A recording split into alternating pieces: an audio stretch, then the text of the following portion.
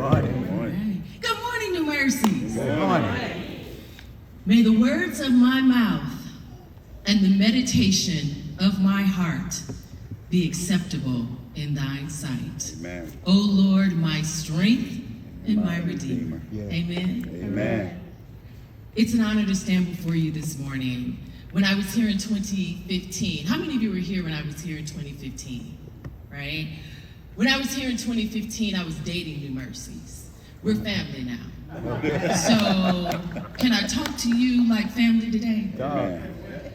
So, I have a disclaimer since we're family.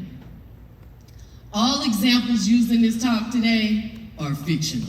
I ain't asked nobody nothing, ain't nobody told me nothing, I don't know nothing. But I'll tell you this, if the shoe fits, slip it on gracefully. New Mercies, we are coming up to the big 22. We've come a long way. Amen. We've come a mighty long way. We've brought many people to Christ. We have some superb ministries. We have some amazing talent in this church. We have created some outstanding relationships in the community. But I have to share something with you. With all of that, what got us here won't get us there. Amen. All right. You may be asking, well, where's there, Dr. Lowe? There is 10, 20, and 30 years from now. That's right. There is increased community outreach and impact, growth in membership attendance, fostering a vibrant and inclusive church community of all generations, deepening spiritual maturity and relationships and discipleship. I was so excited to hear you talk about discipleship, equipping us to live out our faith every day, not just on Sundays. Innovation and adaptability in ministry approaches, effectively addressing the evolving needs and preferences of our congregation and surrounding communities. Finally, there is establishing a legacy of lasting and relevance, ensuring that our church, our beloved New Mercies, continues to thrive and make a difference for many generations to come. Yeah. New Mercies, what got us here won't get us there. We're growing, and growth requires change. Leadership requires change. We all like to say, I'm a change agent. I'm growth-minded. But I want to share something with you. Tiptoe through the tulips with me for a minute. Those of you who know me, you know I love an adventure. And this foot won't let me be great. But I feel like I'm gonna take you on an adventure with me today. Will y'all go with me? Yes or yes? Yeah. Awesome.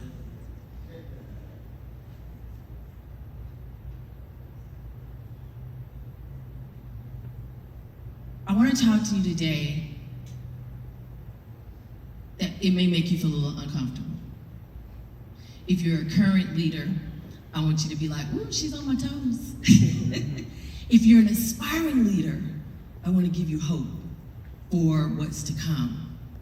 There's a quote that says, why and when we change. We change when we hurt enough, we must change. We change when we see enough, we're inspired to change. We change when we learn enough that we want to change. How many of you want to change, New Mercies? Yeah. And when we receive enough, we're able to change. Change is a process. Yes. And many people struggle with change. It doesn't matter if you hold the title of leader or aspiring leader. It doesn't matter the type of organization. You could be an insurance company. You could be a nonprofit organization. You could be a Fortune 500, a Fortune 100, or even a church.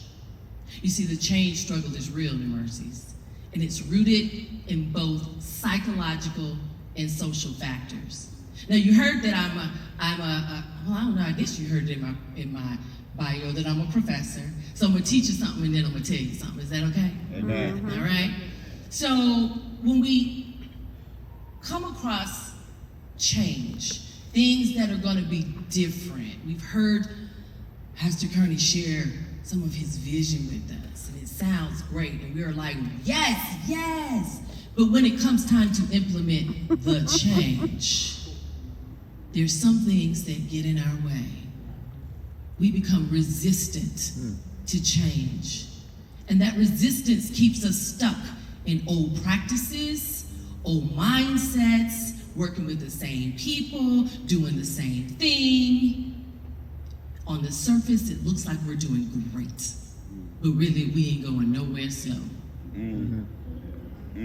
So in an article entitled Understanding Resistance to Change, the authors provide insights on why we resist change. Can I share them with you, yes or yes? Yes. So I'm not going to share all of them with you. I'm just going to share a few of them with you, and I promise the shot clock will not run out on me. So I need you to take a piece of paper. I need you to fold it in half, and you can turn it the long way or the short way, however, and I want you to kind of fold it so that whenever I'm on your street, whenever I say something that resonates with you, I want you to make a little tick mark. We're operating on the honor system today. You don't have to show your work. You don't have to tell your neighbor, she talking about me. You know that I'm talking about you, and it's going to be all right. So remember I said that change is rooted in both psychological and social factors, right? Psychological factors include personality traits, beliefs, attitudes, perceptions, motivation, and they're influenced by how we see the world. Social factors include cultural norms, where we grew up, socializations, and they shape our behaviors, our attitudes, our identities through social interactions and collective experiences. Now let me tell you how it shows up. People struggle with change because fear of the unknown. We have a natural inclination to seek stability and predictability. That's right. When I walk in the door, I want to go this way, the ushers want to send me this way. Wait a minute, what is happening? Can anybody relate? Okay? People, okay? People might express concerns about change. It introduces uncertainty, which can trigger fear and anxiety. Now, I'm going to tell you, nothing triggers fear and anxiety than showing up on Thanksgiving and you don't know who made the macaroni and cheese or the potato salad. Come on, somebody. But in the church, it looks like this. We want to introduce a new style of worship that might trigger anxiety and fear. People might express concerns about the new order of worship. They may say something like, I don't know, that ain't so spiritual. That seems like we're getting away from the holiness. They stepping in the church. I don't know what's happening over there. I don't know where we're going. And so if fear of the unknown is Push my you, chair up. I want you to cling to Philippians 4 and 6. Yeah. 4, 6, and 7. Do not be anxious for nothing, but in every situation, by prayer and supplication, with thanksgiving, present your requests to the Lord. And the peace of God will transcend all understanding. So you don't have to worry about not knowing what they do. I don't know what they're doing. You don't have to worry about that. Philippians 4 through 6, that's your 4, 6, and 7. That's where I want you to hold on to. The second one is the comfort zone. How many of you have like what's your most, I want you to think about the thing you got at home that's so comfortable. It might be a recliner, it might be your favorite New Mercies hoodie, it might be your Panther onesie. I don't know, am I the only one with a Panther onesie? I don't know. But I want you to think about the comfort zone. We develop routines and habits that provide a sense of comfort and security. Change disrupts those patterns because we're no longer walking in the familiar décolleté, and it's requiring us to step outside of our comfort zones, which can be uncomfortable and unsettling. And so it may look like this. We've been having Bible study in the sanctuary all these years. And now they done moved it to room 106. I appreciate the intention behind this change, but it's hard to break away from long-standing tradition of gathering in the sanctuary. Somebody might say that, not you, but somebody might say that.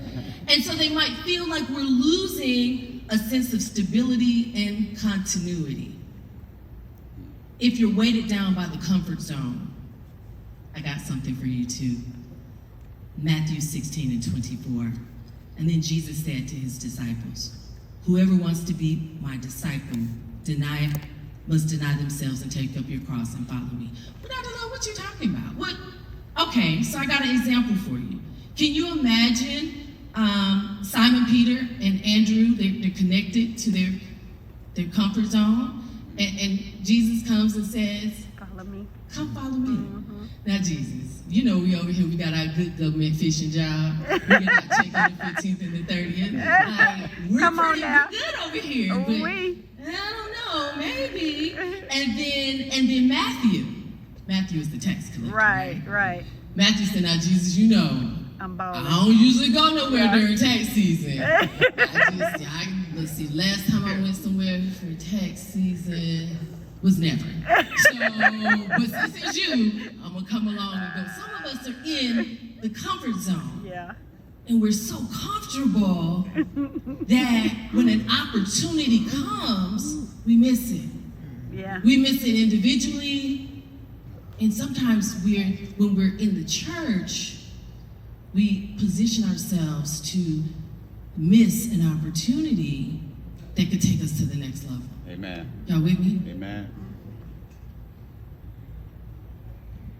Protect your feet now. So the third one is loss of control. These are not mine. This came from the article, I promise you. Change often involves relinquishing control. Over what? Your plot ministry. You know, how many of you got a little piece of land down in South Georgia, Alabama, I don't know, somewhere else, your family, not my family, but your family might have left you a little piece of land somewhere. That's how we handle the ministries that we've been assigned to serve. In any church USA, there are people who've been leading ministries for 10, 15, 20 years. And the loss of control that they may feel can be distressing. And so they're going to do everything to hold on to their plot of ministry. For some people, the sense of autonomy and mastery over their departments or their programs or their ministries can be very stressful. And so it may look like this. Lawrence, a long-serving youth pastor of 20 years has led a program, has built relationships, has seen children go from kindergarten to college. And then here comes Damon and Dr. Lowe with this strategic plan. And they say, you know, we want to restructure the youth ministry to incorporate new leadership styles. We want a curriculum and outreach. We want to do this conference, but we can't call it what we used to call it. So, and we want to focus on within the 15-mile radius of the church. And so it may sound like this. I understand the need for innovation and adaptation, but it's difficult to let go of something that I've nurtured and grown over the years. I worry about the direction the ministry will take without my guidance. Like, how y'all gonna be living without me? Right? You would never say that. But and so if that's you, I need you to cling to Proverbs 19 and 21. Many are the plans in a person's heart, but it is the Lord's purpose that prevails. This verse reminds us that while we may have our own plans and our own desires, ultimately it's God's purpose that will prevail. It encourages us to surrender our egos and our own plans and our own concerns to God's will, knowing that he has a greater purpose for our lives and our ministries. And so the one that goes with loss of control is attachment to status. Wow. You know, the church, the black church, you can be somebody in the black church. You might get no respect at home. You might get no respect on the job. But you can be somebody. Right, you the head of the section leader, the team leader. People develop attachments to existing systems and traditions and ways of doing things. And these traditions can create a sense of loyalty and identity. We forget that we're serving. Now my service role has become my identity. And it makes it difficult for people to entertain the possibility of change. If that's you, just put a little tick mark on your paper. And it sounds like this: my ushers, my deacons, my youth, my mothers, my outreach people. It's mine, me, mine. So number B, I don't know, I think it's number 5. Concerns about failure. Pastor Gardner, when you decided that you're gonna have this gym over here, I'm sure, why we gotta have a gym? There's so many gyms. What if it failed? What if don't nobody come? Guess what? Failure is research. Change often involves taking risk and stepping into the unknown. This can oftentimes evoke fears of failure and fears of inadequacy. We worry about the ability to adapt to new circumstances. What they doing QR codes over there. I wish we go back to the church bulletin. We're not going back to no bulletins. I'm sorry. Get you a new phone. I'm sorry your Metro PC phone cannot. We're not going back to the bulletins. All right? We worry about the ability to adapt to new circumstances. That's right. Or fear that change will lead to negative outcomes. But Psalm 62:6 reminds us, for he alone is my safe place. Amen. His wraparound presence protects me as my champion defender. There is no risk of failure with God. Amen. So why would I let worry paralyze me, even when troubles multiply around me? So if you're letting failure, we might fail, this might not work, it's okay. Because failure is research. New Mercies, in order to be a global church, an innovative church, a church that saves the lost and empowers the saved, and develop leaders, it's going to require that we acknowledge our psychological and social factors that cause us to resist change. A lot of work's been done on this strategic plan. And my co-chair, Demon's gonna share something with you. You're gonna hear some things, you're gonna be like, yeah, I can get with that. You're gonna hear some things, you're like, I don't know who said that. Where did that come from? I don't know if we can do that. Remember, before you respond, is this my resistance to change that's keeping me from moving forward? Change is not merely a concept to be acknowledged, it is an unstoppable force, shaping the very fabric of our existence.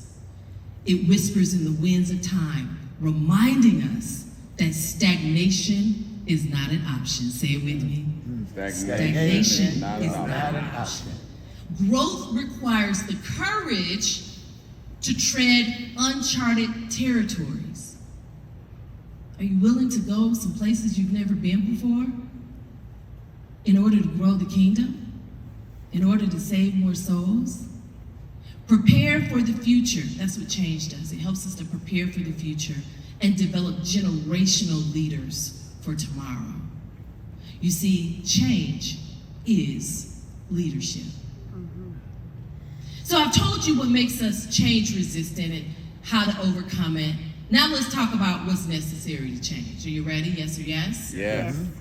So allow me to paint a picture for you with the parable. Y'all know what a parable is, right? Parable is a short story with a huge impact. And so this parable comes from Luke 5, 36 and 39. I like starting at 36. And then he being Jesus, spoke a parable to them. And I'm thinking them is like a room of multi-generational people.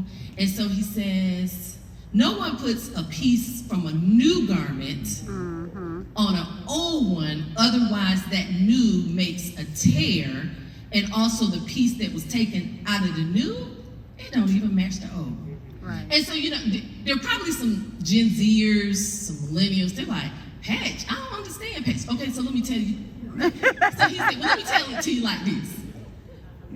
No one puts new wine into old wineskins, or else the wine will burst the wineskin, and it's spilled. Just all over the place, right? The wineskins will be ruined. But new wine must be put into new wineskins, and both are preserved. And then 39 says, and no one, having drunk the old wine, the old way, this how we used to do it, this how we always do it, if it ain't broke, don't fix it, that's that old wine. And no one, having drunk the old wine, immediately desires new, for the old is better.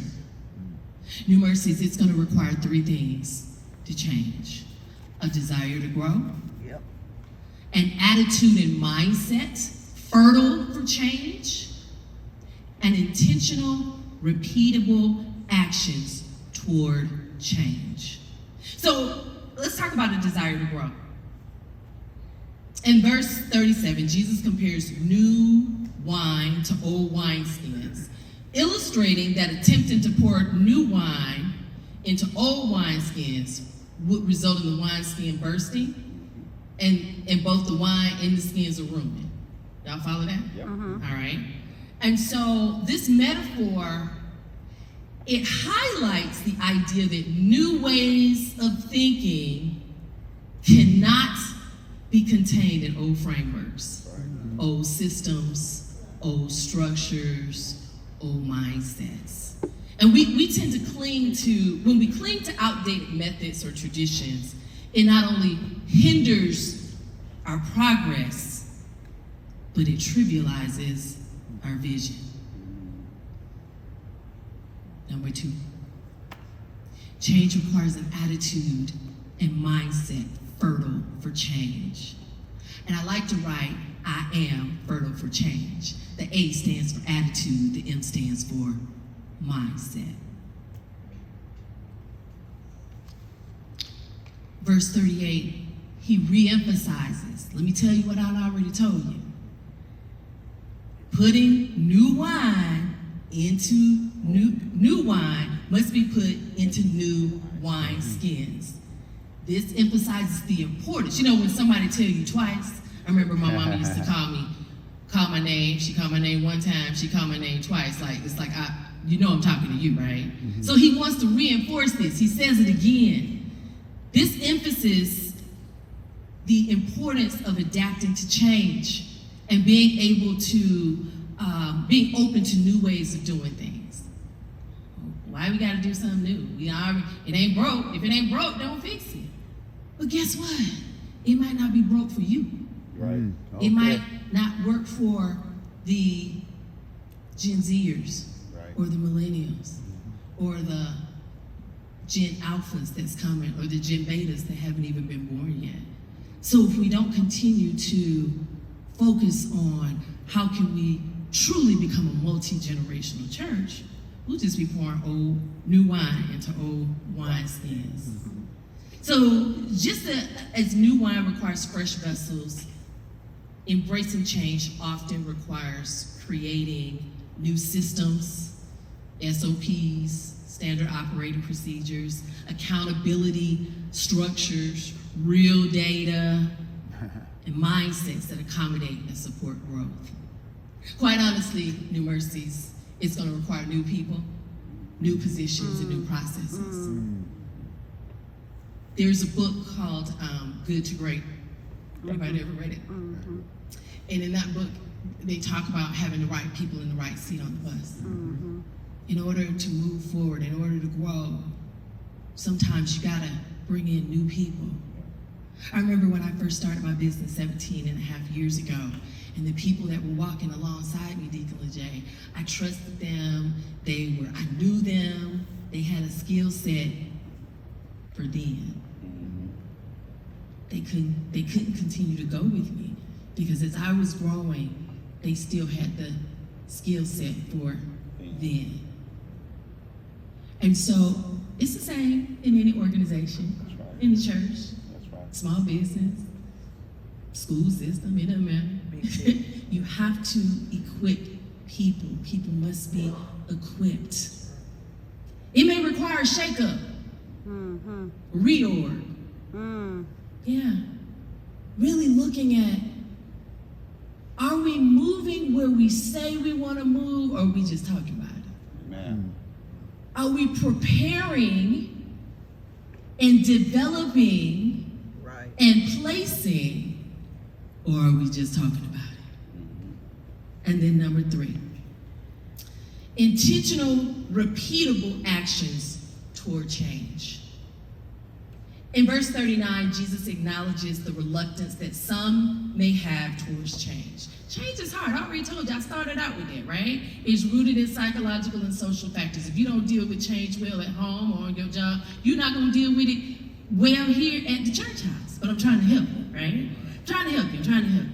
So he knew that. He knew that we were going to struggle with change. And he tells us, those accustomed to the old wine may resist the new, believing that the old is superior, more spiritual, more traditional, more sacred, more holy. We must be intentional about not getting into power struggles over the old versus the new. We must create multi-generational committees, planning teams and boards, repeatable action steps towards change. Requires succession planning. You know, diversity is not just about race. Diversity is also about diverse thought processes. Amen. Sometimes it's good to have people around you that don't think like you. Amen. Because they're going to challenge you. They're going to give you another way to think about some things. Amen. They're going to help you grow. Yeah. They're going to help you think, do I really believe what I think I believe? Am I just holding on to it? Or is a new idea being put on the table? And I'm like, I never thought about it that way. It's also asking the question, who's not at the table? Right. Who's not here? Who's not at the table? Who should be at the table? When I worked for the state of Georgia, and we used to plan substance abuse programs for the state, and they would say, y'all up there in the big house making decisions for all the people. Yeah. There's no representation That's for South right. Georgia. That's right. There's no recovery. Who's at the table? Right. As we're planning and growing, are we including people at the table for the generations to come? Sad. I'm Gen X. I'm gonna come to church anyway. Right. However, if you don't know, church attendance is declining. That's right. It's been declining over the last 20 years. Yep. According to the Pew studies, they do a lot of research on churches. And then a recent Gallup poll that just came out as well.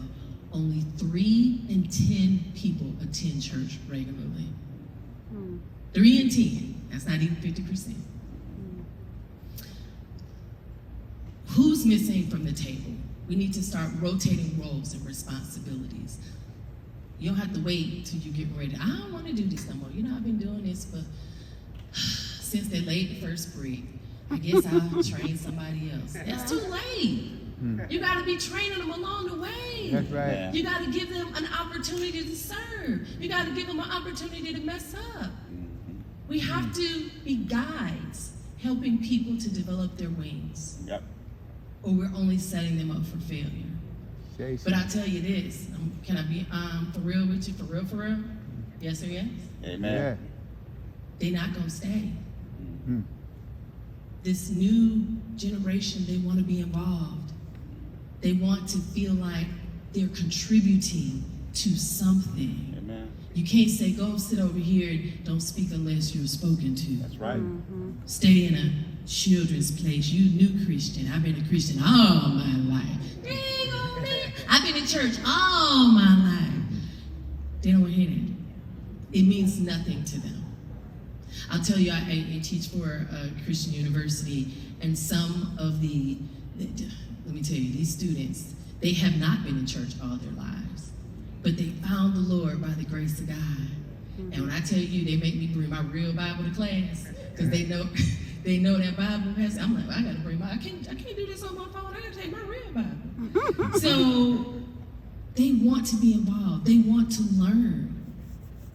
But then we have to be very careful about our status, our positioning.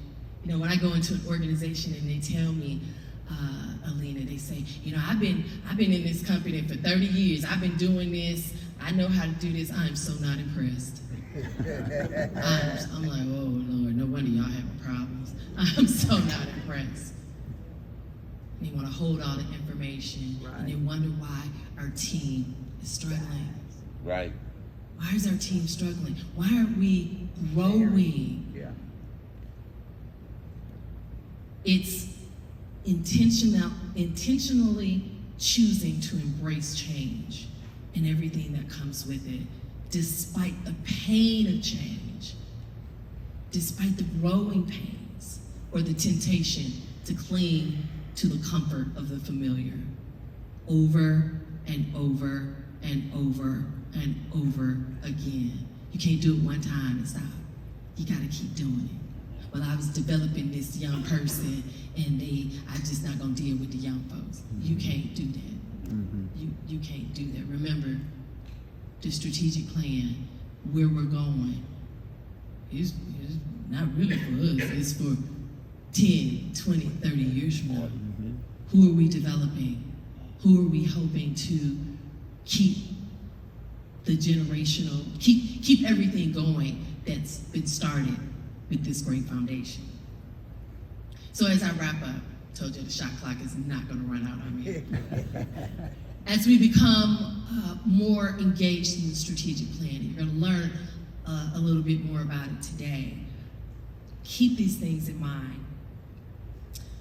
With these elements in place, new mercies, we can navigate change successfully, implement a strong strategic plan, create and develop leaders, not just send them to training, but actually developing leaders. We can embark on a journey of transformation for the future. A desire to grow, an attitude and mindset fertile for change, and intentional, repeatable actions toward change will help us move forward. It has been an honor to stand before you this morning. I encourage you all to, if you have not heard Pastor Kearney's interview with me, and maybe we can make it available, I really want you to hear his words.